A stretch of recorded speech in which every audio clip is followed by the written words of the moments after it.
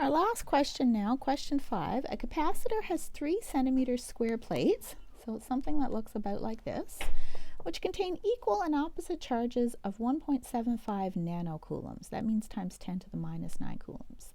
The plates are separated by a distance of 1 millimeter or 1 times 10 to the minus 3 meters. Part A. Draw the electric field lines between the plates. What we know is that the electric field between the plates of a capacitor are constant, and it goes from positive towards the negative. So that's part A. B. Find the magnitude of the electric field between the plates. Question 4 was supposed to be a hint here to get you thinking about a capacitor.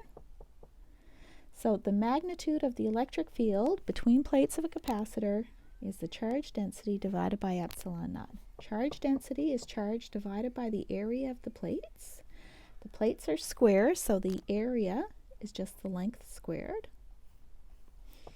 So Q over L squared times epsilon naught. Q is 1.75 times 10 to the minus 9 coulombs divided by L squared, 0.03 meters squared, times 8.85 times 10 to the minus 12 coulombs squared over newtons meters squared, to get the magnitude of electric field equals 2.20 times 10 to the 5 newtons per coulomb. So there's the electric field strength between the two plates. Part C, find the potential difference between the plates. We know that the potential difference is the size of the electric field times the distance between the two plates. 2.20 times 10 to the minus 5 plus 5 newtons per coulomb times D, which is 1 millimeter, 1.00 times 10 to the minus 3 meters, gives us 220 volts. So that's the difference between the two plates. We know one's higher and one's lower, and that's what the next question is asking. Which plate is at a higher potential, and how do you know? Well, what we know about electric field vectors is that electric field points from high potential towards low potential.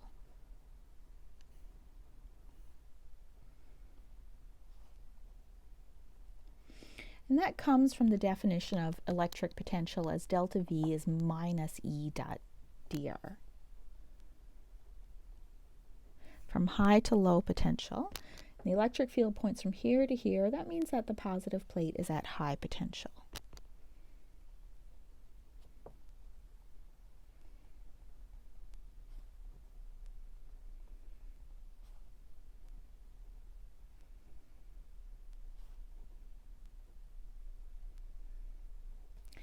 All right, then the next few questions, they deal with a new figure. An electron, so this is an electron right here, is shot from the negative plate with a velocity of 3 times 10 to the 6 meters per second straight up. Will the electron move towards higher or lower potential energy, and how do you know?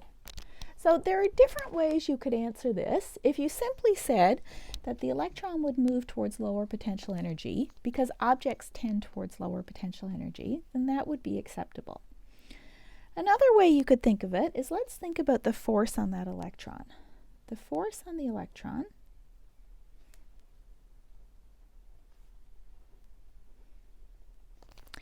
is F equals Q times E. Q means the charge on the electron, which is minus E. So the force is minus the fundamental charge times the electric field. The electric field points right, so the electric force points left. So the force points towards the positive plate.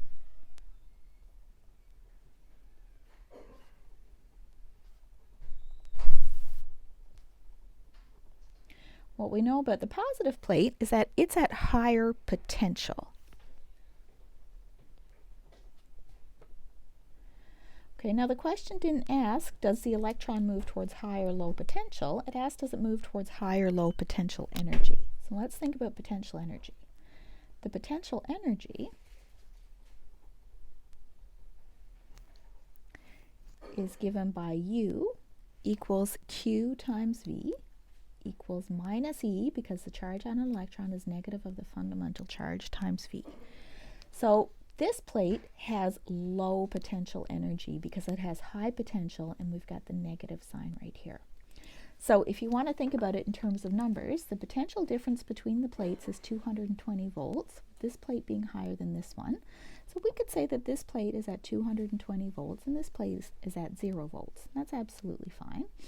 Then the potential energy is negative E times the potential. The potential energy here is minus E times 220. The potential energy here is minus E times 0.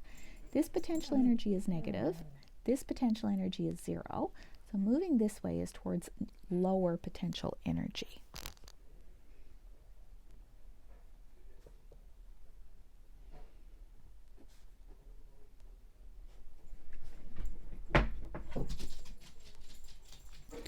Okay, next part, F. Use conservation of energy to find the speed of the electron as it reaches the positive plate. So let's write down our equation for conservation of energy. Final mechanical energy is initial mechanical energy plus work done by non-conservative forces. The work done by non-conservative forces is 0. Mechanical energy is kinetic plus potential.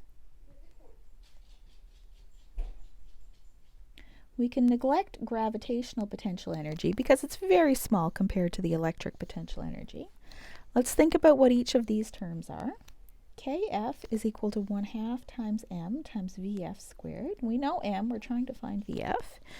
UEF equals Q times Vf equals minus E times Vf. We can put in that V is 220 volts. Our final potential, that's at the positive plate, minus 3.52 times 10 to the minus 17 joules.